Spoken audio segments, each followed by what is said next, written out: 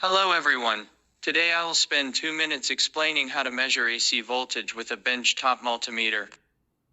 Today, the HDM3065 and digital multimeter of Hantek company is used. Here is a HDG6202B function, arbitrary signal generator of Hantek company. We use the signal generator to output a sinusoidal AC signal. The voltage measured by the multimeter is sinusoidal. RMS value of wave voltage. Step 1. Configure test leads.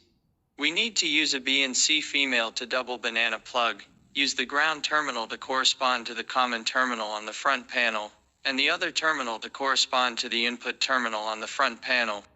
It should be noted that the values here indicate that the maximum test DC voltage is 1000V, and the AC voltage is 750V.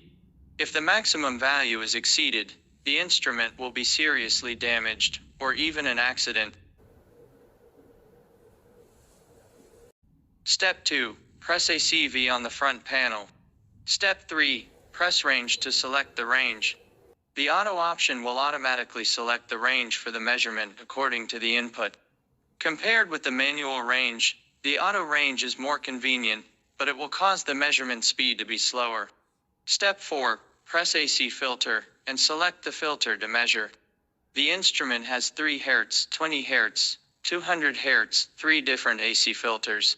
Typically, choose a filter with a lower frequency than the highest frequency of the signal being measured.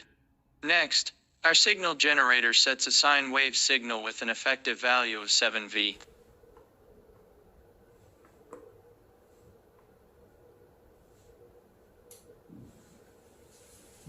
It can be seen that the effective value of the measured AC voltage is approximately 7V.